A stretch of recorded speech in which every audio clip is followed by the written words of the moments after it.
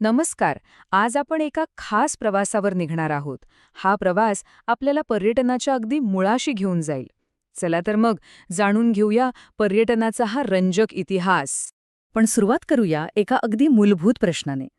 कधी विचार केलाय की आपल्याला नवीन ठिकाणं पाहण्यासाठी, अज्ञात गोष्टी शोधण्यासाठी नक्की काय प्रवृत्त करतं?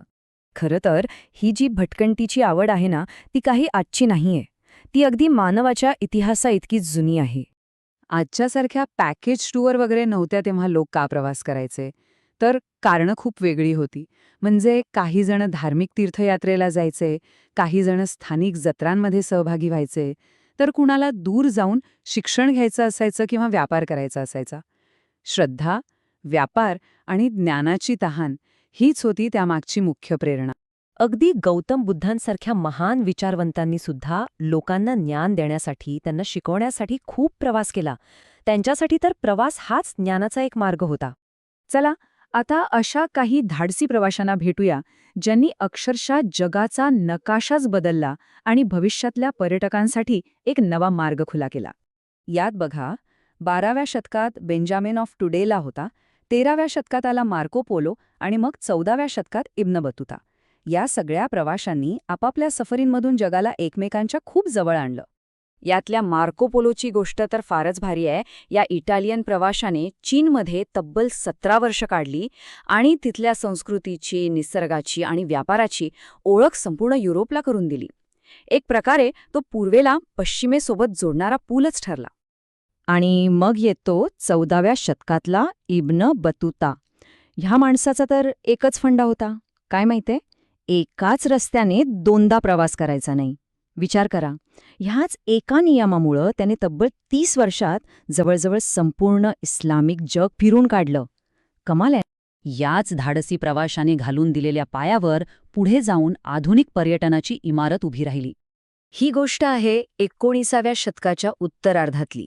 थॉमस कुक नावाच्या एका व्यक्तीने तब्बल 600 लोकांसाठी एका रेल्वे सहलीचं आयोजन केलं. आणि असं म्हणतात की बस, इथूनच खऱ्या अर्थाने आधुनिक पर्यटनाच्या युगाची सुरुवात झाली.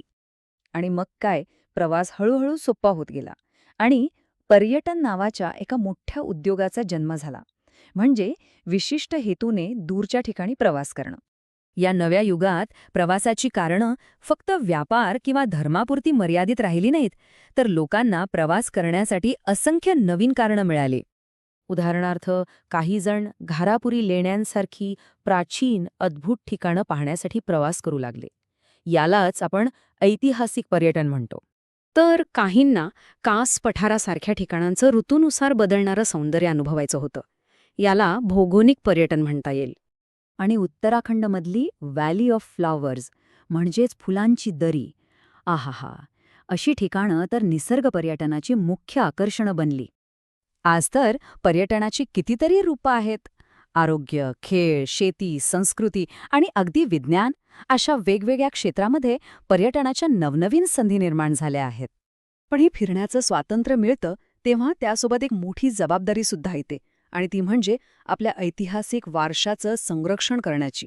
होतं काय की अनेकदा पर्यटक ऐतिहासिक वास्तूंवर खडूने किंवा कोळशाने आपली नावं लिहितात, काहीतरी खरडतात आणि या सुंदर वारसाचं नकळतपणे नुकसान करून बसतात.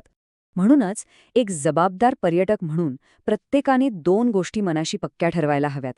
पहिली म्हणजे पर्यटन स्थळाची स्वच्छता राखायची, कुठेही कचरा करायचा नाही.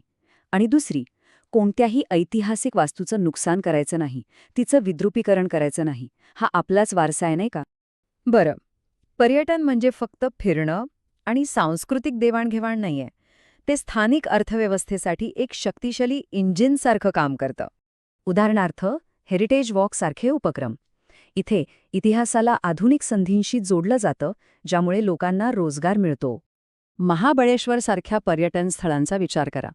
तिथले गाईड, फोटोग्राफर, घोडागाडी चालवणारे, या सगळ्यांचं आयुष्य पर्यटनावरच तर अवलंबून आहे. इतकंच नाही तर पर्यटनामुळं नवनवीन कल्पनांनाही चालना मिळते. महाबळेश्वर जवळचं भिलार गाव बघा. पुस्तकांचं गाव म्हणून ओळखलं जाणारे हे गाव पर्यटनामुळेच उभं राहिलेलं एक उत्तम उदाहरण आहे. तर मुद्दा हा आहे की प्रत्येक प्रवास हा एका मोठ्या इतिहासाचा भाग असतो. आता जग अधिक खुलं होत चाललंय. अशावेळी एक प्रश्न उरतो, आपल्या प्रवासाची कहाणी काय असेल